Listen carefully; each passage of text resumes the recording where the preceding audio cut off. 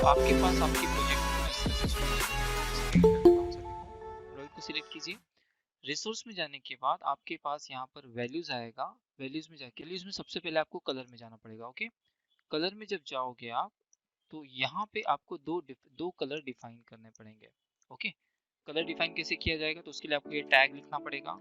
Okay, सो उसके लिए simply colour, उसका नाम, so that is name, that is equals to, मैं यहाँ लिख लेता हूँ primary. Okay, so this is my primary colour. और इसका वैल्यू जो रहेगा आप लोगों को हैश के साथ लिखना पड़ेगा। सो हमारा वैल्यू कौन सा है, हैश। और यहाँ हमने A200 कलर चूज किया था, इसका कोड है 40C4F, 40C4FF। ओके, सो ये हो गया मेरा colour code. Okay, white colour हमारे पास ऑलरेडी डिफाइन है, तो हम लोग उसी व्हाइट कलर को यूज करेंगे। सो कलर डिफाइन करने के बाद आप लोग जाओगे आपके थीम में। कलर को मैंने क्लोज कर दिया, कलर हमने क्लोज कर दिया। कलर के बाद आप लोग जाओगे थीम में। यहाँ थीम में आपको दो चीजें चेंज करनी है कि रिसोर्स डायरेक्टरी में तो @ लिखा हुआ है सामने, दैट मींस हम लोग हमारे रिसोर्स डायरेक्टरी में कलर वाले एक जो हमारे फोल्डर होगा, पैकेज होगा, या कलर का जो XML होगा हम लोग उसे यूज कर रहे हैं। ओके, तो ये कलर के अंदर हमने प्राइमरी नाम से बनाया हुआ है। अगर आप इसके ऊपर कंट्रोल करके क्लिक प्रेस करोगे, ठीक है, तो ये इस कलर कोड के ऊपर आ जाएगा। ओके, सेकेंड हम लोग क्या करें, कलर प्राइमरी वेरिएंट, इसे मैं क्या कर देता हूँ, प्राइमरी कर देता हूँ क्योंकि मैं सिंगल कलर थीम यूज करूँगा। ओके, और कलर ऑन प्राइमरी हम लोग यूज करने वाले हैं ब्लैक। मैं यहाँ यूज कर देता हूँ colour on primary black. Okay, ये आ जाएगा हमारा primary colour setting, means basically app के लिए जो हम लोगों ने ऐप थीम चूज किया है वो। ओके, तीसरी चीज थी आपको एक्शन बार चाहिए या नहीं चाहिए। सो बेसिकली उसके लिए आप क्या करोगे, यहाँ ऊपर में स्टाइल्स दी हुई है। ओके, स्टाइल में नेम, थीम, उसके प्रोजेक्ट नेम, जो भी कुछ आपका प्रोजेक्ट नेम होगा, देन पैरेंट, यहाँ पे आपके पास कुछ और लिखा होगा, थीम डॉट जो भी कुछ होगा, नो एक्शन बार, डार्क एक्शन बार। फिलहाल मुझे एक्शन बार ही नहीं चाहिए, तो मैं यहाँ पे बेसिकली नो एक्शन बार। ओके, नो एक्शन बार, इतना बेसिक सा सेटिंग है और इसके अलावा और कुछ नहीं। ठीक है, तो इसे मैं क्लोज कर देता हूँ। और सबसे पहले हमने हमारा एक एक्टिविटी बनाया था, जो एक्टिविटी मेन था उसको हमने नाम चेंज करके स्प्लैश स्क्रीन रखा था। ठीक है, आप रिवर्ट भी कर सकते हो। बैकग्राउंड का कलर आप ये कर दो, बैकग्राउंड में कलर जो है इसको प्राइमरी कर दो, और जो आपका लोगो है इसका कलर वाइट, ये भी चलेगा, ये भी खराब नहीं है। ठीक, तो जो आपको ठीक लगता है वो यूज करो, जो पहला सेटिंग है हम लोग उसी को यूज करते हैं। ओके, ये ज़्यादा बेटर है। नॉर्मली हर एक ऐप का बेसिक कंसेप्ट ये है कि आप लोगों का ऐप का स्प्लैश स्क्रीन या फिर ऐप का लोगो जो ऐप की इंफॉर्मेशन बताए, उसके बाद आपका रहता है अभी लॉगिन क्या है। बेसिकली लॉगिन एक ऑथेंटिकेशन मेथड है और ये ऑथेंटिकेशन हमारे सर्वर के थ्रू आता है। ओके, सो हम लोगों ने ऑलरेडी एक सर्वर सेट कर रखा है, दैट मींस हम लोगों ने बैकएंड सेट कर रखा है, जिसे आप लोग अब तक डेटाबेस बोलते हैं। तो बेसिकली आप डेटाबेस नहीं, आप आपके प्रोजेक्ट के लिए सर्वर सेटअप कर रहे हो। इसको आप यहाँ देख सकते हो। तो मैं प्रोजेक्ट सेटिंग में जाता हूँ। ओके, अब ये इतने ऑप्शंस आपके पास है। आपने देखा होगा बहुत सारे ऐप में sign in with email, sign in with Google, Facebook, फिर अगर आप गेम्स यूज करो तो sign in with Google Play Games होता है, गिटहब होता है, एप्पल है, गेम सेंटर है, बहुत सारे अलग अलग ऑप्शंस है। ओके, सो फोन से अगर आप साइन इन करते हो तो आपको क्या करना होगा, उसमें OTP आएगा, तो ये एक मैं एनेबल कर देता हूँ, इसे सेव कर लेता हूँ फिलहाल। दूसरा मैं यूज करता हूँ मेरा ईमेल एंड पासवर्ड। ओके, इसे एनेबल कर देता हूँ। यहाँ एक ऑप्शन और मिलेगा आपको, ईमेल लिंक। अब आपको पता होगा बहुत सारी ऐसी साइट्स होती हैं जहाँ पर जब हम लोग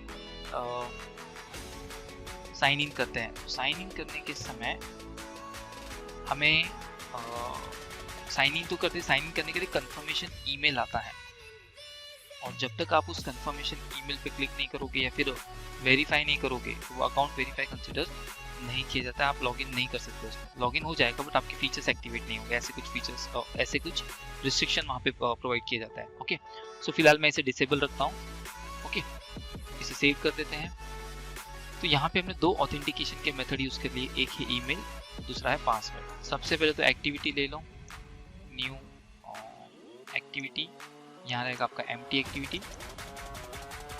यहाँ पे मैं इसे फिलहाल नाम देख रहा हूँ लॉगिन, और एक्टिविटी लॉगिन, ठीक है, ऐसे ही रहेगा।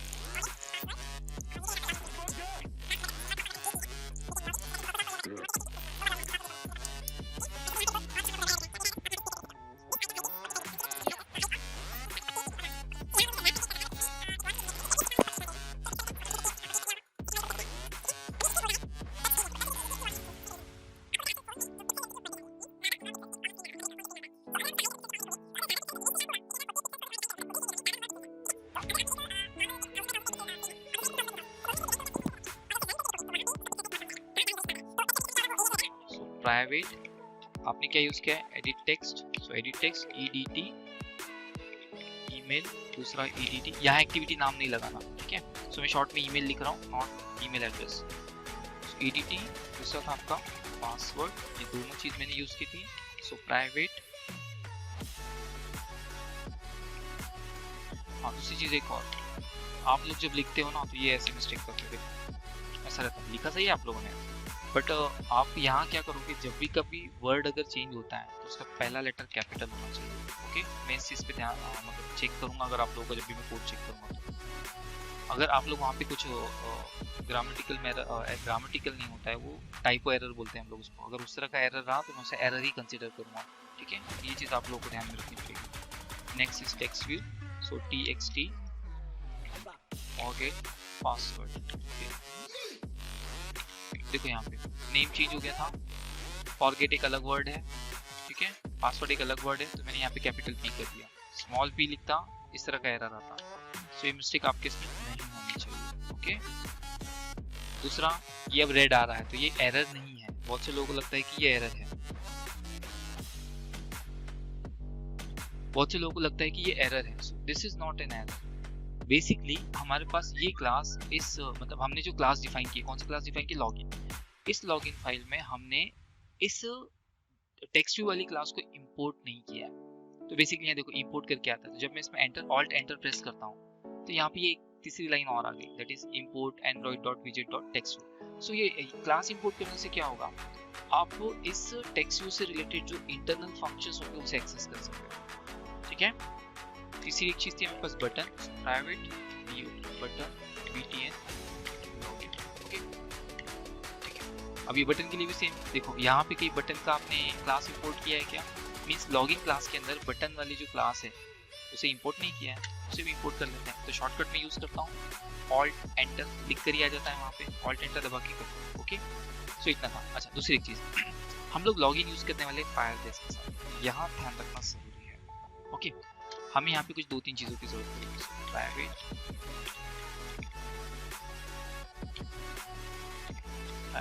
हम लोग फायरबेस ऑथेंटिकेशन यूज करेंगे, so Firebase authentication, Firebase auth mauth, ठीक है, या फिर आप लोग इसको ऐसे लिख सकते हैं फायरबेस, ओके, ज्यादा बेटर ये फायरबेस ऑथ रहेगा। अब तक हम लोग mauth यूज कर रहे थे बट आप इसे यूज करें, ठीक है।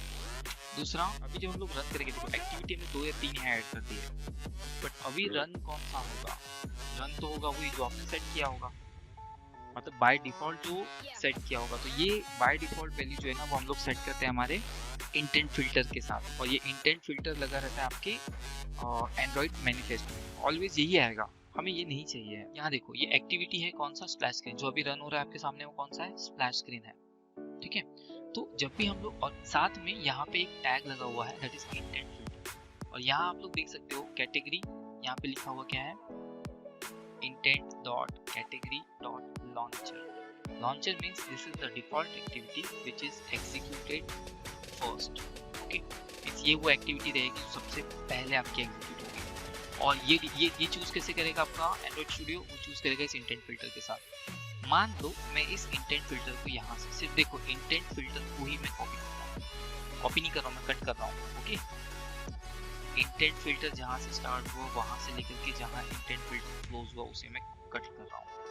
कट करने के बाद मेरे पास 2 एक्टिविटी और है, एक है लॉगिन और दूसरी है ऑनबोर्डिंग। सो मैं चाहता हूँ कि बाय डिफॉल्ट ऑनबोर्डिंग शुरू हो, ओके। सो उसके लिए मुझे क्या करना पड़ेगा, तो सबसे पहले इसे कट करने से पहले हमें सेकेंडली इसे सेट करना है, इसे सेट करना है कि ये सबसे पहले रन होना चाहिए, ओके। चलो बना देता हूँ यहाँ, तो देखो इसे कैसे करना है। एक्टिविटी लिखने के बाद यहाँ स्लैश है, दिख रहा है, ये इसे क्लोज कर दिया, बट यहाँ ऐसा नहीं है, दिख रहा है, यहाँ क्या है, एक्टिविटी टैग है और उसके बाद अलग से एंडिंग में एक्टिविटी टैग है। तो आपको इसके साथ भी वैसा ही करना पड़ेगा, ठीक है, तभी वो इजीली हो पाएगा। तो बहुत कंफ्यूजन होता है, हम लोग इधर उधर लिखते थे, प्रोजेक्ट कभी रन नहीं हो पाता है, ये बहुत कॉमन मिस्टेक है, तो इसे थोड़ा ध्यान से कैसे करना है, बहुत हार्ड भी नहीं है। जिस एक्टिविटी के साथ, जिस एक्टिविटी को आपको फर्स्ट रन करना है उस एक्टिविटी को पहले चूज कर लो, चूज करने के बाद यहाँ ये बैक स्लैश होगा, सॉरी ये फॉरवर्ड स्लैश है, इस फॉरवर्ड स्लैश को कट कर लो, ठीक है। कट करने के यहाँ एरर आ गया, बाद में कुछ नहीं करना है आपने, ये आपका लेस देन का सिंबल और फिर से वो फॉरवर्ड स्लैश लगाना, तो ये ऑटोमेटिकली आ जाएगा। ठीक है, मैं एक बार फिर से बता देता हूँ।